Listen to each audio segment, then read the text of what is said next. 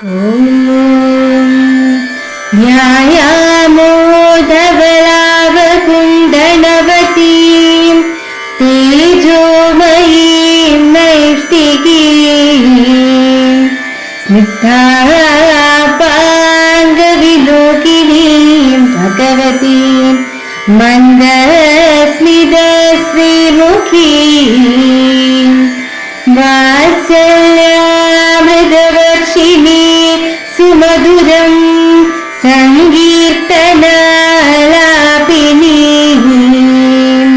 ശ്യാമാംഗീം മധുസിക്തസൂക്തിം അമൃതാനന്ദാത്മികാം ഈശ്വരീം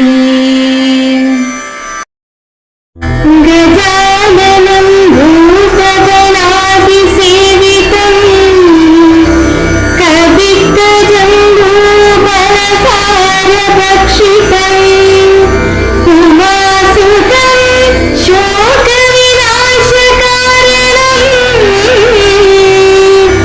നമാമി വിഘ്നേശ്വര പാദപങ്കജം കൂജന്തം രാമ രാമേതി മധുരം മധുരാക്ഷരം ആരുഹ്യ കവിതാശാഖാം വന്ദേ വാൽമീകി കോകിലം. ഓം ഹരിശ്രീ ഗണപതയേ നമഃ. അവിഘ്നമസ്തു. ശ്രീരാമ രാമ രാമ ശ്രീരാമചന്ദ്ര ജയ. ശ്രീരാമ രാമ രാമ ശ്രീരാമഭദ്ര ജയ.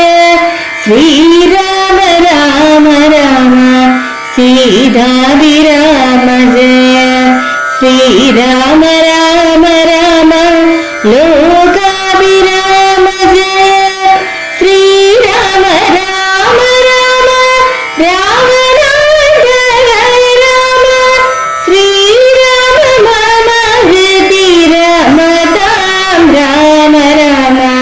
ശ്രീരാഘവാത്മാ രാമ. ശ്രീരാമ രമാപതി.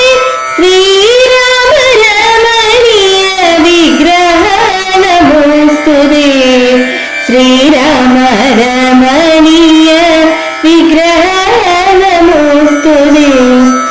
നാരായണായ നമോ നാരായണായ നമോ നാരായണായ നമോ നാരായണായ നമഃ. നാരായണായ നമോ നാരായണായ നമോ നാരായണായ നമോ നാരായണായ നമഃ. ശ്രീരാമനാമം പാടി വന്ന പൈങ്കിളിപ്പെണ്ണേ, ശ്രീരാമചരിതം നീ ചൊല്ലിടുമടിയാതെ. ശാരിക പൈതൽ താനും വന്ദിച്ചു വന്യന്മാരെ. ശ്രീരാമസ്മൃതിയോടെ പറഞ്ഞു തുടങ്ങിന. രാമനും മായാമൃഗവേഷത്തെ കൈക്കൊണ്ടൊരു കാമരൂപിണം മാരീചാസുരമെയ്തു കൊന്നു. ഏകേന നടകൊണ്ടാനാശ്രമം നോക്കി പുനരാഗമക്കാതലായ രാഘവൻ തിരുവടി. 4-5 ശരപ്പാട് നടന്നോരനന്തരൻ ബാലകൻ വരവീശധൂരവെ കാണായി വന്നു. ലക്ഷ്മണൻ വരുന്നത് കണ്ടു രാഘവൻ താനും കാമ്പിൽ നിരൂപിച്ചു കൽപ്പിച്ചു കരണീയം. ലക്ഷ്മണനേതുമറിഞ്ഞീരല്ലോ പരമാർത്ഥം. ഇക്കാലം അവനെയും വഞ്ചിക്കുന്ന ദേവരു. രക്ഷോ നായകൻ കൊണ്ടുപോയതുമായ സീതാലക്ഷ്മി ദേവിയെയുണ്ടോ മറ്റാർക്കും ലഭിക്കുന്നു. സർവദൃക് സർവേശ്വരൻ സർവജ്ഞൻ സർവാത്മാവ സർവകാരണനേകനജലൻ പരിപൂർണൻ. നിർമ്മലൻ നിരാകാരൻ നിരഹങ്കാരൻ നിത്യൻ ചിന്മയനകണ്ഠനന്ദാത്മകൻ ജഗന്മയൻ.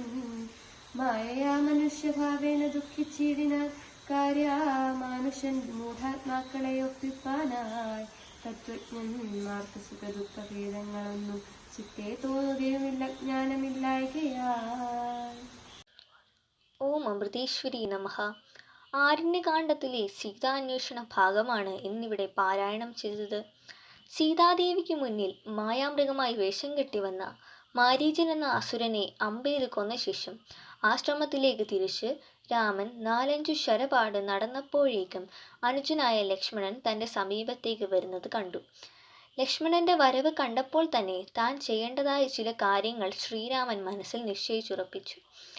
മായാസീതയാണ് രാവൺ അപഹരിച്ചു കൊണ്ടുപോയെന്നും യഥാർത്ഥ സീത അഗ്നിയിൽ ഉണ്ടെന്നുള്ള സത്യം ലക്ഷ്മണനെ അറിയിക്കേണ്ട എന്ന് തന്നെ അദ്ദേഹം തീരുമാനിക്കുന്നു.